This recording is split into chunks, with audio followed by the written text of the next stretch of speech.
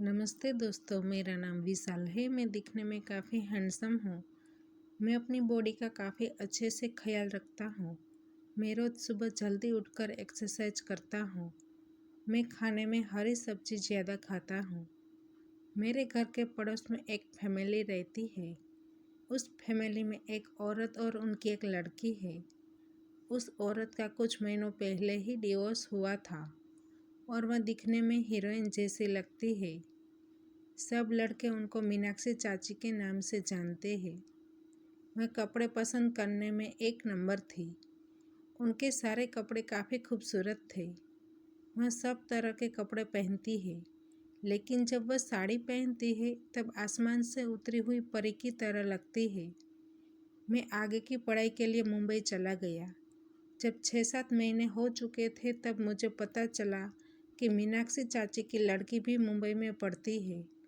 मैंने उनकी कॉलेज ढूंढ ली और उनसे दोस्ती भी कर ली। हम दोनों पहले से ही एक दूसरे को जानते थे, इसलिए फ्रेंड बनने में ज़्यादा देर नहीं लगी। हम दोनों काफ़ी बार मिलने लगे। वह अकेली रहती थी। उसका नाम सोनाली था। उसने एक दिन मुझे अचानक से पूछा कि क्या हम दोनों साथ में रह सकते हैं। मैं भी अकेला रहता था। यह मेरे लिए किसी चमत्कार से कम नहीं था। हमारे एरिया की सबसे सुंदर और रोमांटिक लड़की के साथ मुझे रहने का मौका मिला, इसलिए मैंने कुछ भी सोचे बिना तुरंत ही हाँ बोल दिया। सोनाली ने उनकी मम्मी को कहा कि मैं और विशाल हम दोनों अब साथ में रहेंगे। उनकी मम्मी भी फ्री माइंडेड थी। उनको कोई प्रॉब्लम नहीं था और हम दोनों सिर्फ फ्रेंड थे और वैसे ही रहने के बारे में सोच रहे थे। लेकिन धीरे धीरे हम दोनों के बीच का अंतर कम होने लगा था। मैं सोच रहा था कि अब आगे क्या करना चाहिए। सोनाली ने मुझे पहले से ही बोल दिया था कि वह मुझसे शादी नहीं कर सकती, क्योंकि हम दोनों अलग अलग जाति के थे। मैं भी समझ गया था। फिर हम दोनों फ्रेंड की तरह मज़े करते करते 3 साल तक साथ में रहे। इस टाइम में हम दोनों साथ में घूमने जाते थे, अच्छे अच्छे हिल स्टेशन पर जाते थे और साथ में काफ़ी मज़े भी करते थे। हम दोनों की कॉलेज ख़त्म हो गई। मैं घर वापस आ गया, इसलिए सोनाली के साथ मेरा मिलना भी कम हो गया। सोनाली जब भी मेरे घर आती तब वह थोड़ी देर बैठती, फिर चली जाती थी। दोस्तों, 2 महीने पहले ही सोनाली की शादी हो गई। अब मेरी उनसे बातचीत बंद हो गई थी। शादी के कुछ दिन बाद सोनाली की मम्मी मीनाक्षी चाची मेरे घर आई। उसको मेरा कुछ काम था। उसने कहा उनको कंप्यूटर पर कुछ काम है और वह उनको नहीं आता है। जब मैं उनके घर गया तब वह नाइट ड्रेस पहनकर बैठी थी। मैंने उनका कंप्यूटर देखा। उसमें ज़्यादा कुछ प्रॉब्लम नहीं था। वह 5 मिनट में ही ठीक हो गया। जब मैं वापस घर जा रहा था तब उसने कहा, थोड़ी देर बैठो, चाय पीकर जाना। फिर मैं बैठ गया। चाची चाय बनाने लगी। जब मैं चाय पी रहा था तब वह मेरे पास आकर बैठ गई।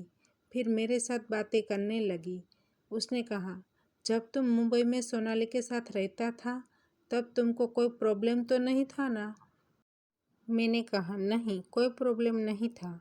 उसने मुझे सीधा पूछ लिया, तुमने मेरी बेटी सोनाली के साथ काफ़ी मज़े किए हैं?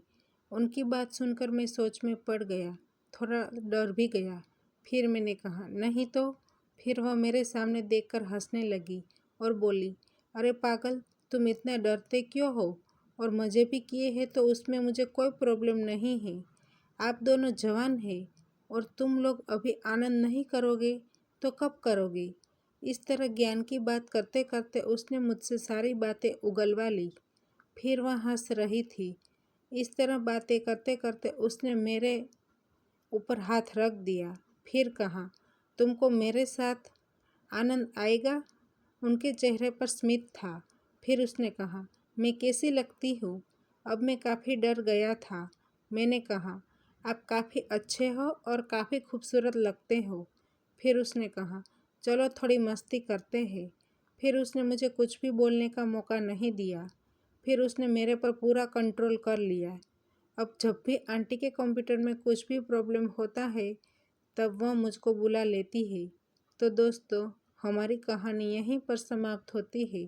आपको कहानी पसंद आई है तो वीडियो को लाइक करें और शेयर करें, और चैनल पर नए हैं तो चैनल को सब्सक्राइब करें, और हाँ, नोटिफिकेशन बेल को ज़रूर दबाइए ताकि आने वाली अगली अपडेट आपको सबसे पहले मिल सके। धन्यवाद।